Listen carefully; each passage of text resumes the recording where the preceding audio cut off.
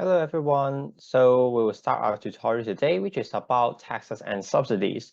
So before going into the discussion question, I would like to highlight three key remarks that is important in this chapter.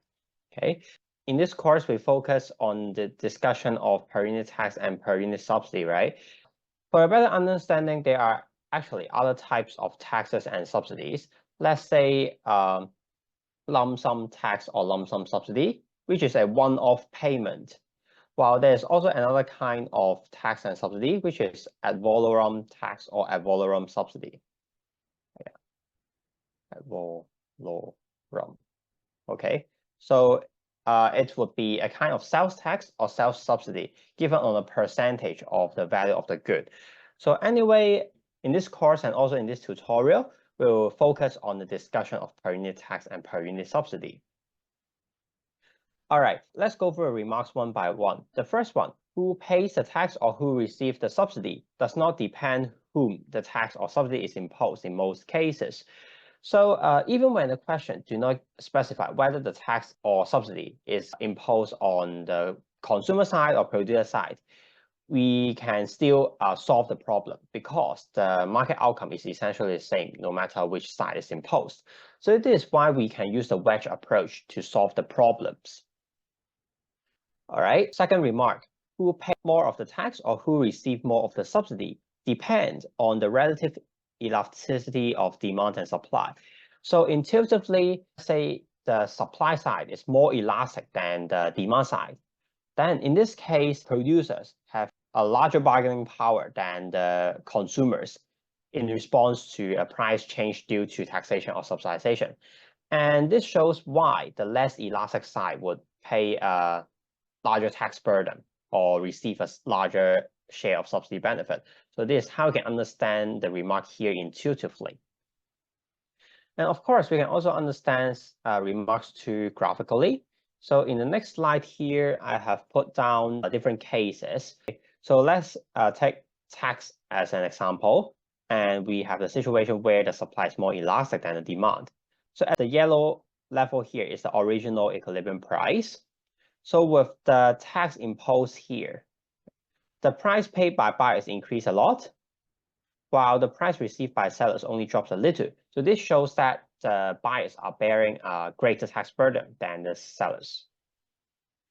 And on the other hand, where demand is more elastic than the supply under taxation, the price paid by buyers only increased a little, while the price received by sellers drops a lot in this case.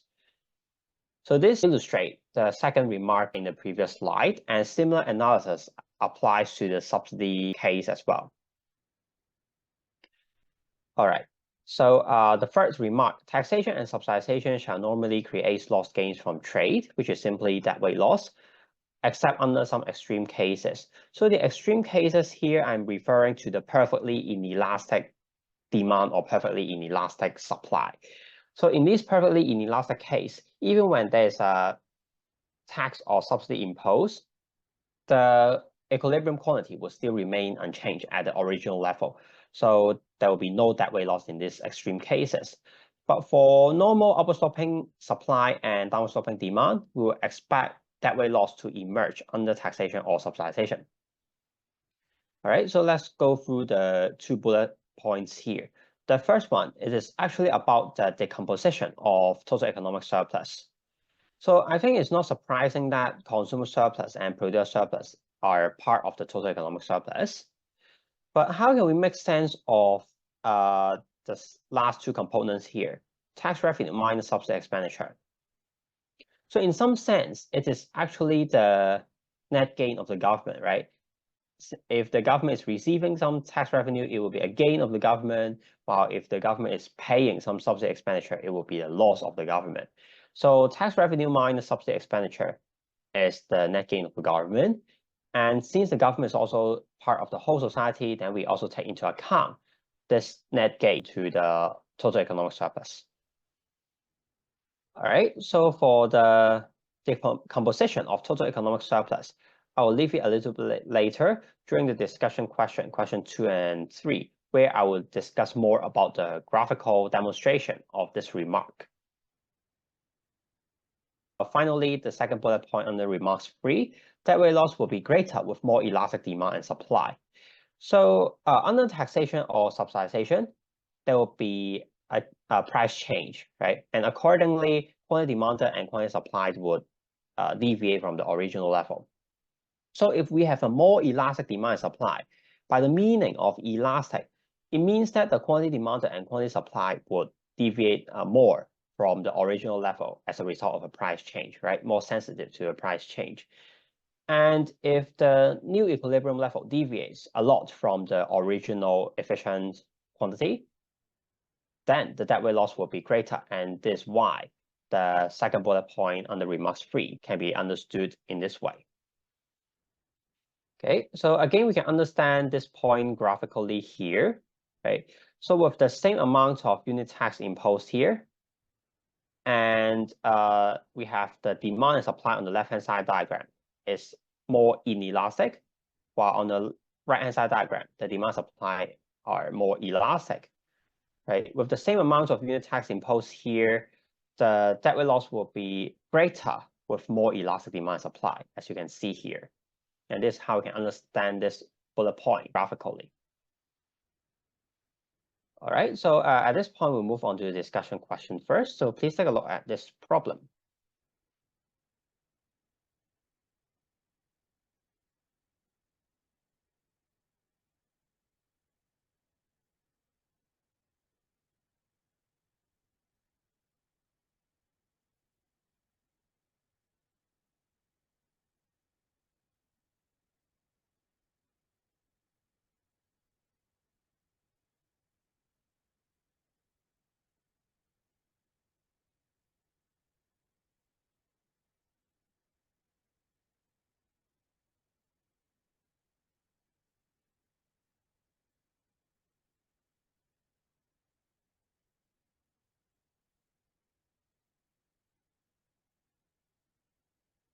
All right, so hope you have some initial ideas. It says that the government wants to increase the quantity traded by 20 units, and then we need to find the right amount of subsidy to be given. So to start with, let's find the original equilibrium point first. At the quantity of 60, quantity demanded equals to the quantity supplied. So we have the original equilibrium quantity 60 and the corresponding equilibrium price $6. And if the government wants to increase quantity traded by 20 units, this means that the new quantity would be 80. Okay, so this is the target. So how can we find the right amount of unit subsidy to be imposed? We will apply the subsidy wedge approach, where the unit subsidy equals to the price received by sellers minus price paid by buyers. So at the quantity of 80, the cost required by sellers to produce this unit is $8. So this is why PS is $8 at the quantity of 80. And at the quantity of 80, the willingness to pay of the consumers is $4. So this is why the PD is 4. And we can obtain the unit subsidy required, which is 8 minus 4 equals to $4, the right amount of subsidy to be imposed. Okay, so that's all for question 1, and please take a look at question 2.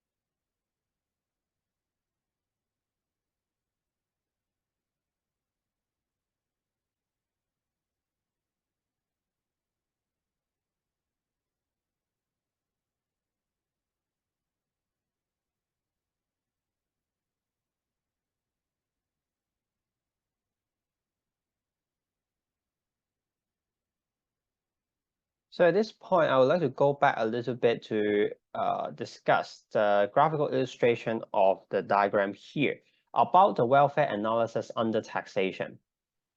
If there's a per unit tax of this amount imposed, then we'll have the quantity traded, okay, the new quantity traded at Q tax.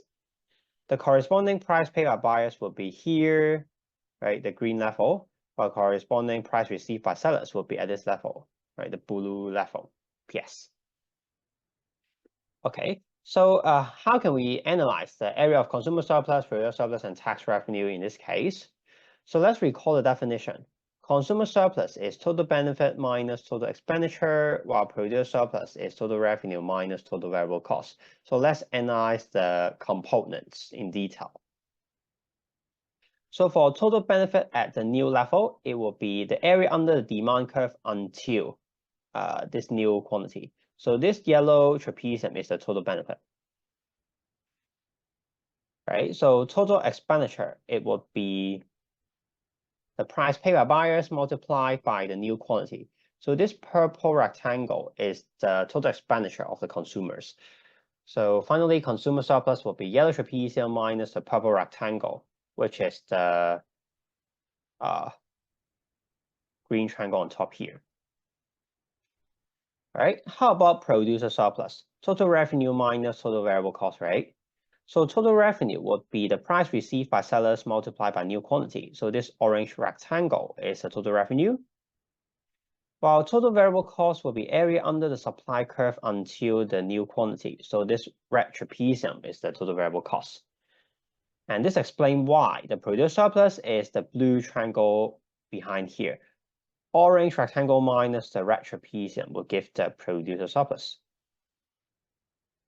All right, so we also need to take into account the tax revenue of the government, right? Okay, the government is also part of the whole society.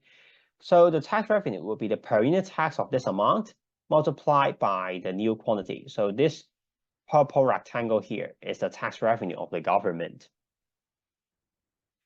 Okay, so we can find out the total economic surplus under taxation, which is the sum of the consumer surplus, producer surplus, and tax revenue, which is this yellow trapezium here. As you can see, compared to the original efficient level, the unattained total economic surplus or the deadweight loss will be the gray triangle here, right? The triangle to the left of the efficient point. Okay, from here, we actually have a special property about the welfare areas. So what's that? So with the tax imposed, the consumer surplus actually decreased by this red trapezium, while the producer surplus would decrease by this purple trapezium. And as you can see in the graph here, the decrease in consumer surplus and producer surplus equals to tax revenue plus deadweight loss. And this is why I have put down here in the first line in this slide. Okay, so how can we find the component of tax revenue and deadweight loss? So for tax revenue, it will be the per unit tax, $30 multiplied by the new quantity, 350. How about the deadweight loss? How can we find the area of the deadweight loss? Remember, it would be the area on the left-hand side of the efficient point, right? So it can be found by the per unit tax T multiplied by the change in quantity divided by 2, right? The area of the triangle. Okay, per unit tax will be 30. Change in quantity originally is 500, now it's 350. And then divide the whole thing by 2, and we have the deadweight loss. And as a result, we can find out the reduction in PS and CS accordingly. All right, so this is question 2, and we'll move on to question 3.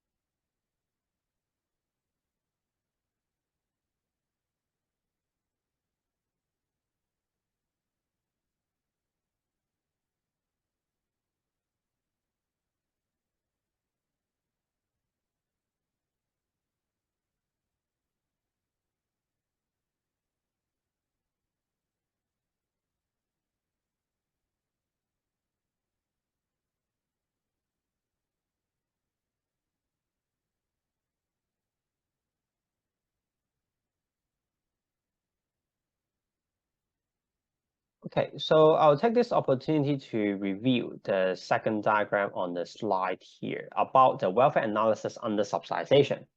So if we have a per unit subsidy of this amount given, then the new quantity would be at Q stop. The corresponding price paid by buyers will be here, right, PD, and the corresponding price received by sellers will be here, PS.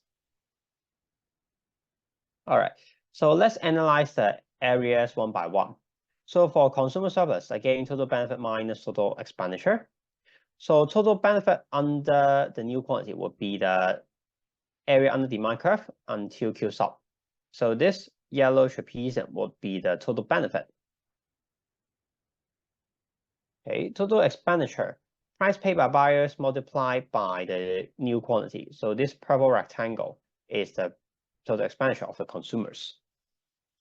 And finally, yellow trapezium minus the purple rectangle would give the consumer surplus, which is the green triangle here.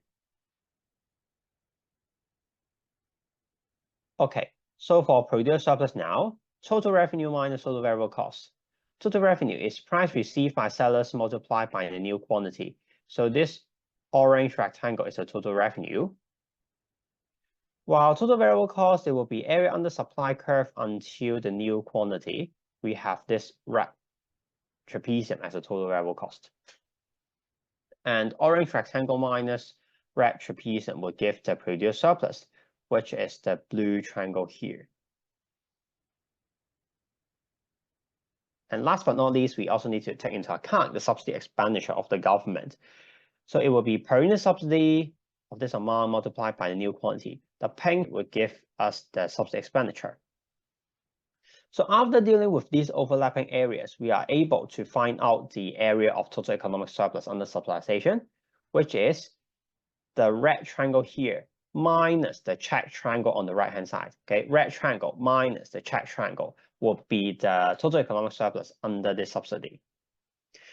So this explains why the triangle to the right-hand side of the efficient point is the deadweight loss under subsidization. Okay, the unattained total economic surplus would be the check triangle here. Okay, so for subsidization, we also have a special property. What's that? So for consumer surplus, it will increase by this trapezium, right? This red trapezium. While for producer surplus, it will increase by this purple trapezium. And the special property is that the subsidy expenditure of the government equals to increase in CS plus PS plus the deadweight loss in this society. So this is why I have put down the relationship as shown here. Okay, since we are given all the three components on the right-hand side here in the question, we're able to find out the subsidy expenditure, which is 27,500. So after finding this subsidy expenditure, we are able to find out the new quantity after subsidization. How can we do that? We just divide this subsidy expenditure by the amount of subsidy, right? So this is how we do that, okay? The per unit subsidy is $5, so this is why we divide this amount by 5 to obtain the new equilibrium quantity after subsidization. How about the original equilibrium quantity? We will use the area of the deadweight loss again. So the area of deadweight loss under subsidization would be the triangle to the right-hand side of the efficient point here. Right? So if we have a per unit subsidy S here, and then a change in quantity here, the deadweight loss can be calculated as the per unit subsidy multiplied by change in quantity divided by 2. Okay, which is essentially the equation here. So we have the per unit subsidy of $5 and the amount of deadweight loss is 2,500. So this is why we have only one unknown, delta Q, in this equation. And solving that, we have delta Q equals to 1,000. All right, finally, because the new quantity is 5,500 and the change in quantity is 1,000, this means that the original equilibrium quantity is 5,500 minus 1,000, which is 4,500. Okay, so that's all for question 3, and we'll move on to the next problem. Please take a look first.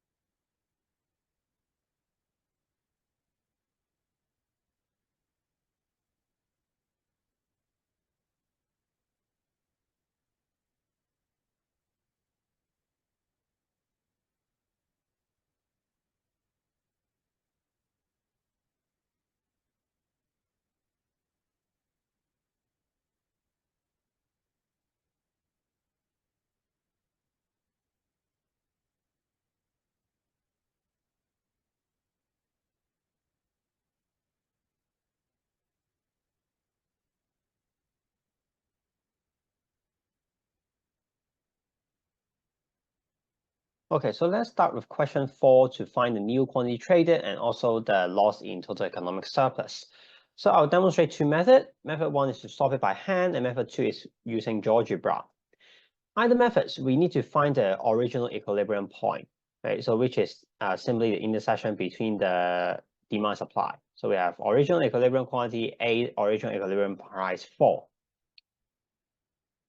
So we apply the tax wedge approach to solve this problem. Per unit tax equals to the price paid by buyers minus price received by sellers, which is $2, the amount given the question here, right? All right, so rearrange a bit, we'll have PS equals to PD minus 2. So at the new equilibrium after taxation, we will have the following equilibrium condition. Quantity demanded equals to quantity supplied, and also PS equals to PD minus 2 by the tax wedge approach. Okay, so this is why I equate the quantity demanded and quantity supplied here and substitute PS using PD minus 2. And solving this equation, we will have the price paid by buyers, which is $5.2. And corresponding price received by sellers will be 5.2 minus 2, which is $3.2.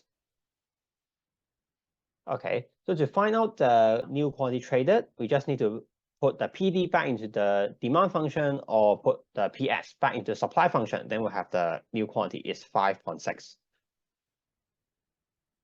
Okay, so finally, to find out the dead weight loss, which is the per unit tax multiplied by the change in quantity divided by 2. So per unit tax is $2 and the change in quantity original is 8. The new level is 5.6. So we have all the numbers here. Calculating that, we have the dead weight loss is 2.4. Okay, so this is how we can solve it by hand.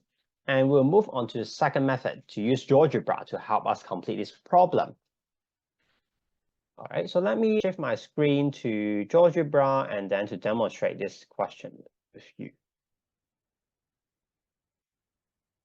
All right, so you can see the slide and also GeoGebra here. Okay, right. So as you can see here, actually the question do not specify whether the tax is imposed on the consumer side or producer side. So how can we deal with this problem? So we can actually assume it on one side. And for demonstration, this time I will assume the tax is imposed on the producer side, which means that the new supply curve will shift upward by the amount of your unit tax, okay, to capture the amount of tax imposed. Okay, so anyway, let's type the original demand supply function first. Original demand is this expression, and then we have the original supplies like this. Okay, so how can we find the new supply if we assume the tax is imposed on the supplier side? So actually, we know that the new supply should be something like this. We just don't know whether we should put a plus sign or negative sign here. Okay, so because $2 is in terms of price, right? Tax is in terms of price. So this is why we need to put the $2 next to Y or price instead of the whole thing outside. If we put it outside, it will be about quantity. Okay, so we can actually check if we happen to put plus sign here. Okay, we'll obtain a downward shift in supply, which is not logical, and this is not what we expect. So this means that we should put a minus sign instead, okay, to denote a decrease in supply after the taxation. Okay, so this makes sense, a parallel upward shift in supply. Okay, so this is why we actually do not need to do the change of subject to derive the new curves, and this could hopefully save you some time in your calculation. All right, so now we can move on to find the original and new equilibrium. So original level is this point, while at the new level, it will be the point B here. So we can find out already about the new quantity traded, which is 5.6. How about the dead weight loss? It will simply be the triangle to the left of the efficient point, right? The triangle to the left of point A. So how can we do that? We just use the polygon function in GeoGebra to help us find out the area. Hope you still remember how we can use that. So you just click the vertices of this triangle, and then GeoGebra will help us calculate the area, which is 2.4. That weight loss is 2.4. Okay, so this is question 4. And question 5, buyers will pay how many dollars more and sellers will receive how many dollars less. Actually, we have the information here already. Original equilibrium price is $4. And the new price paid by buyers would be at this level P, the price suggested by point B, 5.2. So buyers will be paying $1.2 more. While for the seller side, originally they're receiving $4, but now they're receiving this level only, which is $3.2. So for each unit, they're receiving $0.8 less. Okay, so this is question 5. And finally, question 6, to compare the relative elasticity of demand and supply. So actually, we do not really need to calculate the exact value of the elasticity of demand and supply to complete question 6, because we can compare the tax burden in this case to draw the conclusion. As you can see, the buyers is bearing a greater tax burden than the suppliers. This means that the demand side is relatively less elastic than the supply side. Okay, so that's why we have the answer A here. Supply is relatively elastic than the demand because the demand side bear a greater tax burden. All right, so that's all for this problem. And let me go back to the slide and to glance through question 7.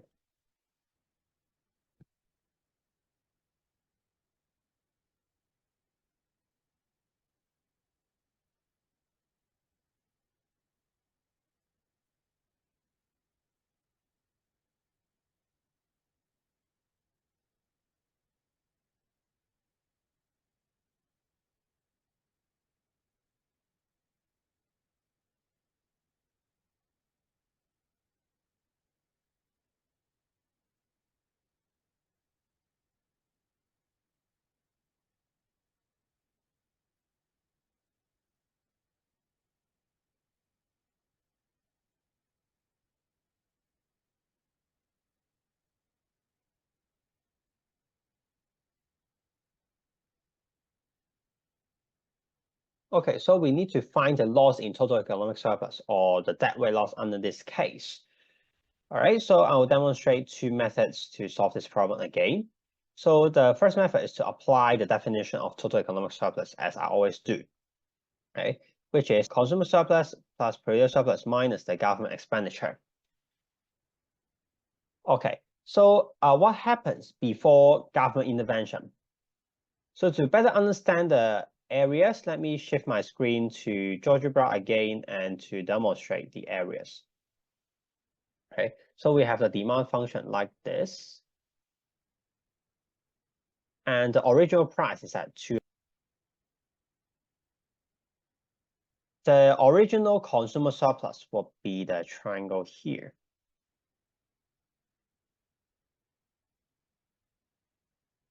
Right, the area under the demand curve constrained by the price $2. Okay, let me change the color. Okay, so how about the producer surplus? Because we have a flat supply curve here, we simply have no producer surplus in this case. While for the government expenditure, 0 at the moment because the government have not yet intervened in the market. So the original total economic surplus is simply this consumer surplus, okay? The green triangle here with the area 2.7 something. How about after government intervention? What will happen? So in this case, it says that the price of the heating oil will become $1. So we have the price of $1 here. Okay, the corresponding area of triangle would be the consumer surplus. But this time, we also need to take into account the expenditure of the government, because the import price is $2, while it makes available to citizens at the price of $1. So this means that for each gallon of heating oil traded, the government needs to spend $1 on it. So at the quantity of 5.3, as suggested by point E, then the government needs to spend $1 multiplied by 5.3 units as the government expenditure. So this explains why the new total economic surplus is the new consumer surplus, the blue triangle, minus the expenditure. We have 1.7 something. And as you can see, the loss in total economic surplus would be 1, right? 2.7 something minus 1.7 something. Okay, so this is method 1 to apply the definition, while method 2 is to twist the case back into subsidization. So as I've just mentioned, for each unit of heating oil traded, the government needs to pay $1 on it. So somehow it is actually a subsidy of $1 on heating oil. So to find out the area of deadweight loss under this case, it will simply be the area of triangle to the right of the efficient point. Okay, so we just need to find the area of this triangle, right? The area of this triangle would be the deadweight loss in this case. So let me change another color. So this red triangle here is the deadweight loss under this subsidization. As you can see, the area is 1. We have the same result. Okay, so hope you understand this question roughly, and we'll go back to the slide and to move on to the past exam problem.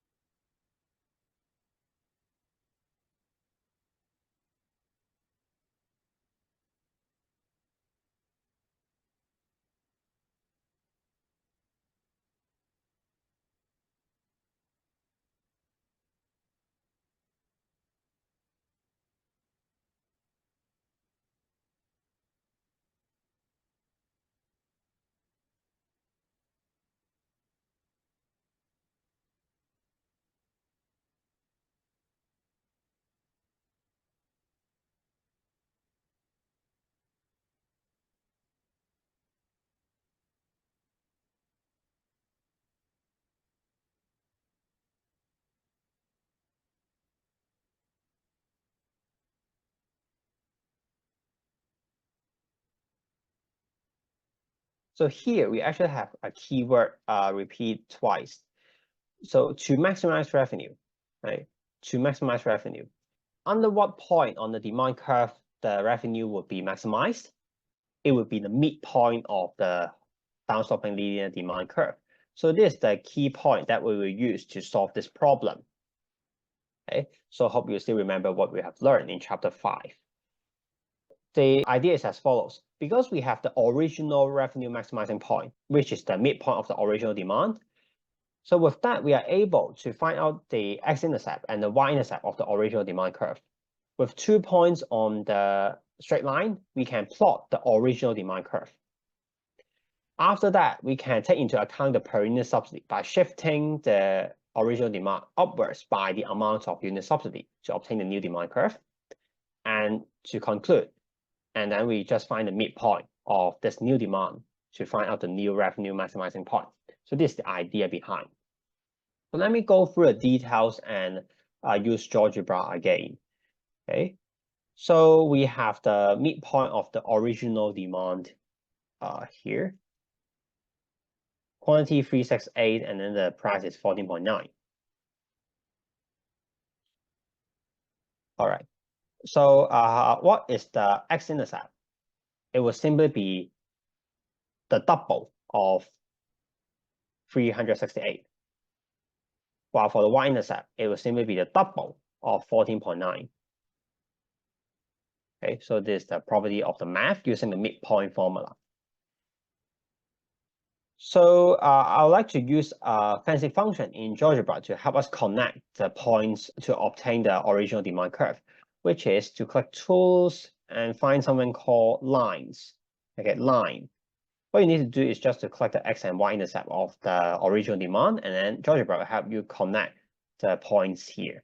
Okay, so this is the original demand curve. Okay, so how can we find the new demand curve? Because we have a per unit subsidy of $5.8, then the new demand will shift upward by the amount of the unit subsidy.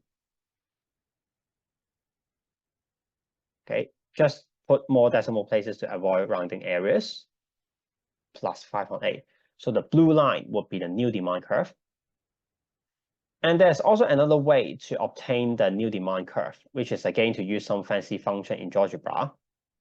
Okay, we know that the new y-intercept of the new demand would be this one, shift upward by 5.8. So to find out the new demand curve, we can use a function called parallel line here. What you need to do is go click point D and also the original demand curve. Then GeoGebra will help you plot the line passing through point D, which is parallel to the original demand curve. Okay, so finally, we will have the y-intercept of the new demand point D and the x-intercept of the new demand point E. To find out the new revenue maximizing point, which is the midpoint of the new demand, equivalency is also the midpoint of DE. What we need to do is to just calculate that manually, right? The average of the 2 points. Or we can also use a function in GeoGebra called midpoint or center. Okay, under construct, midpoint or center. We just need to click point D and point E. Then GeoGebra will help you calculate the midpoint of DE, which is point F here. We have the new revenue maximizing quantity, 439 point something, and the new revenue maximizing price, 17.8. And this is how we can complete the problem here. Okay, so hope you can understand the functionalities here, and the summary is also put down on the slide. And yeah, we'll move on to the next problem.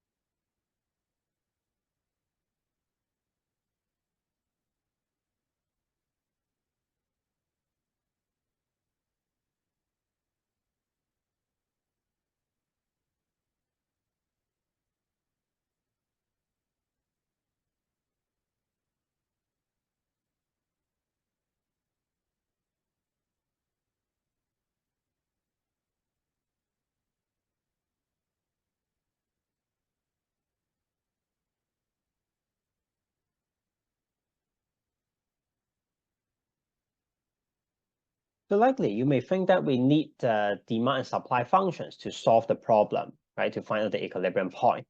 However, we do not have such information at the moment. But the special thing is that we have information about the price elasticity of demand at the equilibrium. So it's tempting for us to start with this point. Okay, so the price elasticity of demand can be calculated as delta Q over delta P times P over Q, as we have learned in the previous chapter about elasticity.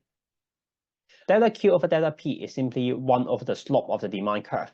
And we are given that the slope of the demand is constant at -1. So we have the first fraction, 1 divided by -1.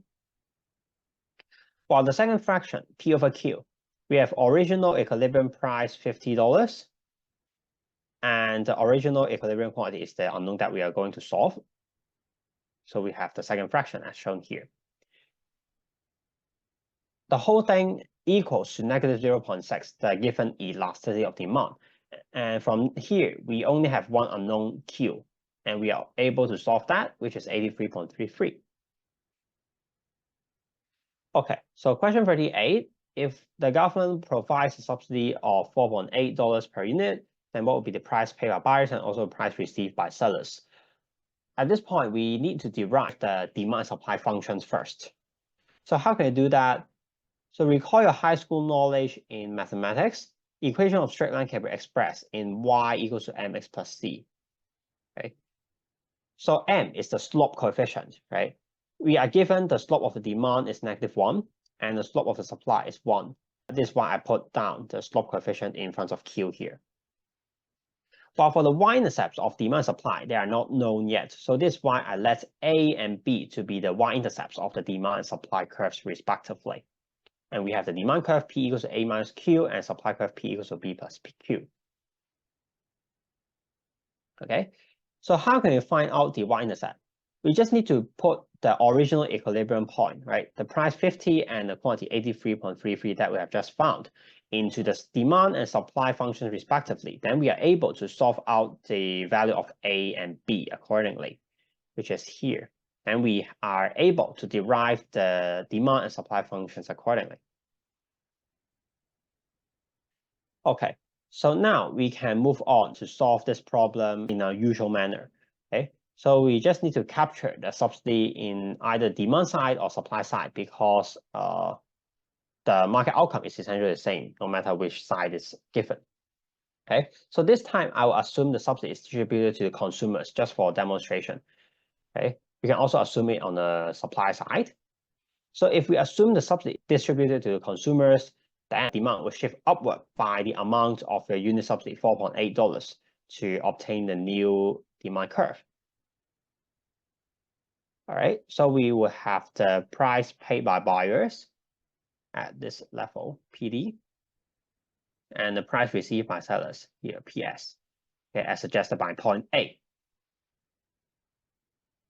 So price paid by buyers, 47.6, price received by sellers, 52.4.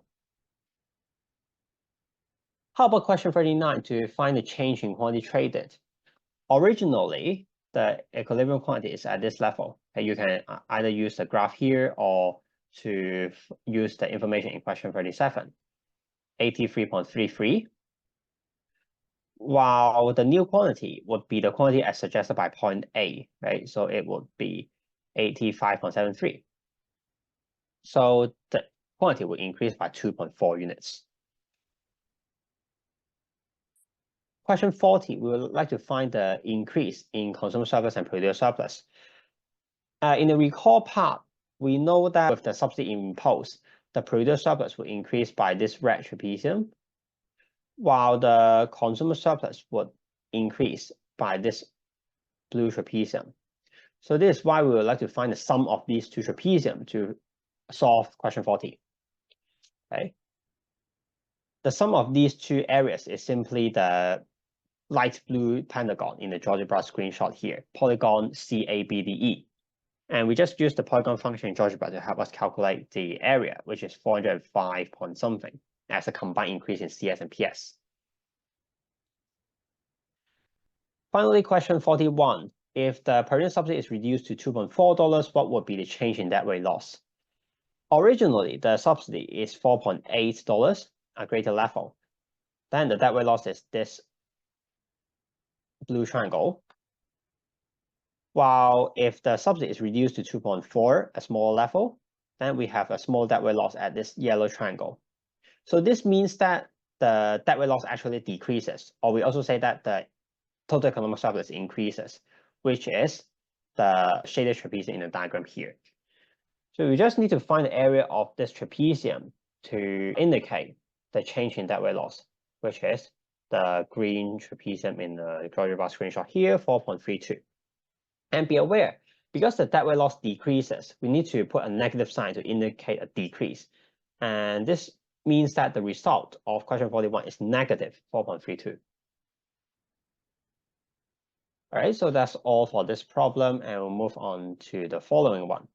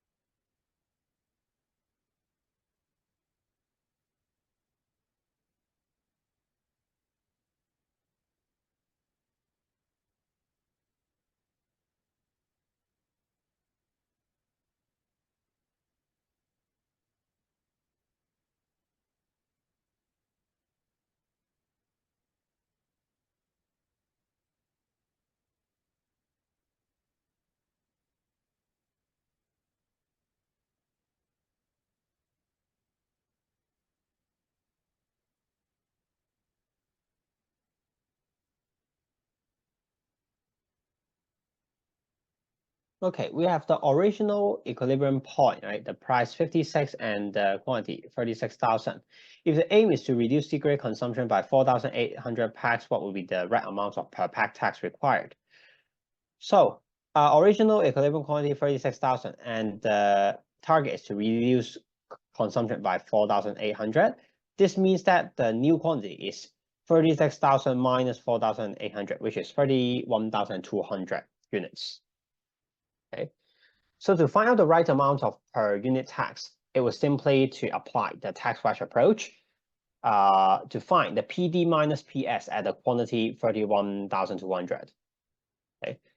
How can we do that? We just need to plug in this new Q back into the demand and supply functions respectively, and we are able to find the PD and PS at this quantity. And finally, the required per unit tax here. The required per unit tax here will simply be PD minus PS, 75.2 minus 51.2, which is $24. Okay. And for question 42, if the financial secretary would like to use tax to discourage smoking but does not want the debt weight loss to exceed 85,000, what would be the maximum tax that can be imposed? So here we would make use of the area of the debt weight loss, okay, which is per unit tax multiplied by change in quantity divided by the key equation that we use in this question. If we are able to express the per unit tax T in terms of quantity, then this equation is only in one unknown Q, and this is the target that we would like to perform. Okay, so we would like to use the tax wedge approach here again, which is per unit tax equals to PD minus PS. So this expression is PD. How can we find that? It is the demand function using P as a subject. Then we'll have the PD here. On the same token, this one is PS. And it can be found by rearranging the supply function using P as subject. And after some simplification, we are able to find out that the per unit tax T can be expressed in this form, 180 minus Q divided by 200. So it's also put here. How about delta Q? Original quantity is 36,000, while the new quantity is the Q that we are going to solve. So the change in quantity is 36,000 minus Q. And as you can see, in this equation, there's only one unknown Q, and we are able to solve that out. And it's actually a quadratic equation. So if you still remember what you have learned in your high school mathematics, for quadratic equations in the form of ax squared plus bx plus c equals to 0, we can actually find the x-intercept of the graph y equals to ax squared plus bx plus c. So this y, I would like to plot the graph of y equals to the left-hand side minus the right-hand side 85,000 as the target quadratic graph. Okay, and finally, the x-intercept of this quadratic graph would give the roots of the quadratic equation here. As you can see, we have two solutions that's normal for quadratic equation, and we should reject one of them. And specifically, we should reject point B because the quantity as suggested by point B is 41,000 and something, which is even greater than the original equilibrium quantity, 36,000. It's not logical under taxation, right? So this means that we should accept point A. The target quantity is 30,000 and something. All right, so to find the amount of tax required, we just need to plug in this desired quantity back into the T expression that we have derived above here, as I've highlighted as well. We have the maximum tax that can be imposed is 29.15. Okay, so you are required to know how to solve this kind of target type question. So it's divided into three cases. The first one is the debt weight loss target, which is essentially the case that I've just demonstrated. Okay. Well, we have the second case, tax revenue target. In this case, the question would be something like, oh, if the government would like to generate a certain amount of tax revenue, what would be the tax that the government should impose? Then in this case, the target equation will be the per unit tax T multiplied by the new quantity equal to the specific amount given in the question. While we have the third case, which is subsidy expenditure target. for this kind of question, it will be something like, oh, if the government has certain amount of budget, what would be the maximum subsidy that the government can offer? Then in this case, the target equation will be per unit subsidy S multiplied by the new quantity equal to the specific amount given the question. And anyway, these two equations are also quadratic in Q. And we are able to use a similar method to solve the solution out. By the way, for the method that I've just demonstrated is using a mathematical approach to solve the problem. And there's also an alternative experimental approach, which is trying to use some trial and error in GeoGebra to help us complete the problem. And for this approach, I have explained that in GeoGebra workshop notes, okay, the notes that I've posted some time ago. So I'm demonstrating the subsidy expenditure target of using this trial and error approach. So you can feel free to use the mathematical approach or the trial and error approach as far as you find comfortable with. Right? And finally, if the question happens to ask you that what is the amount of unit tax such that the government's tax revenue is maximized, then how can you do that? Then we need to apply the methods of optimization to optimize an objective function. So what does it mean by optimization? It's simply to maximize or minimize a function given. Okay, so I demonstrate 4 methods. The first one is to use GeoGebra. Okay, so if we have a tax revenue function like this, what we need to do is to directly type the function in GeoGebra, and then it will give you the maximum point. As you can see, at t equals to 90, the tax revenue is maximized. Okay, so this method 1. Or for method 2 is to apply the property of a quadratic function, axis of symmetry. So for quadratic function in the form y equals to ax squared plus bx plus c, the extreme point or the optimal point will occur at x minus negative b over 2a.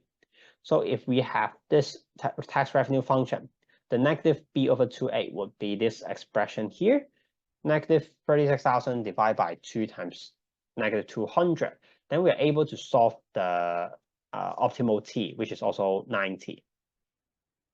Okay, so likely the first 2 methods would be more convenient in the context of our course about the technique of optimization. But for better understanding of the math, I would also like to demonstrate method 3 and method 4 to you.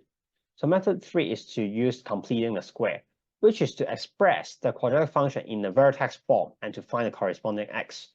So if we express the tax revenue function in the vertex form, then we'll have this thing. And as you can see, the optimal point is also at t equals to 90. And finally, method 4 is to use differentiation, which is to apply the first order condition where the first derivative equals to 0. So I put partial f, partial x here is simply recognize the fact that this first order condition is not limited to a univariate case or limited to a quadratic function. So this is why I put partial and also the function f. But if we are considering a quadratic function, we can just find dy dx, which is 2ax plus b from this quadratic function, right? So by the first order condition, this thing equals to 0. And this is why we have the corresponding optimal point, x equals to negative b over 2a, the same point. Okay, so this is what method 4 is trying to demonstrate here. And anyway, knowledge in calculus is not required in this course. This is just for understanding of the technique of optimization. Okay, so that's basically what I'd like to cover about the content of the tutorial today. And a little bit of reminder is that the first one, the online exam operation practice will be due today. So you're recommended to spend a few minutes to try out the exam submission procedure so that you can familiarize yourself with the process. And the second reminder is about the midterm exam, which is held next Monday, the 15th of July, 2:30. And it will be online from home. And the third reminder is about tutorial 7. So we have some class break due to the revision of midterm. So the next tutorial will be held on next Friday, okay, the 19th of July, the same time at the evening. All right, so there's a little bit of the announcement. and it will be the time for the attendance exercise. So I would open set F for you and to close the quiz at around 9:35. Thank you.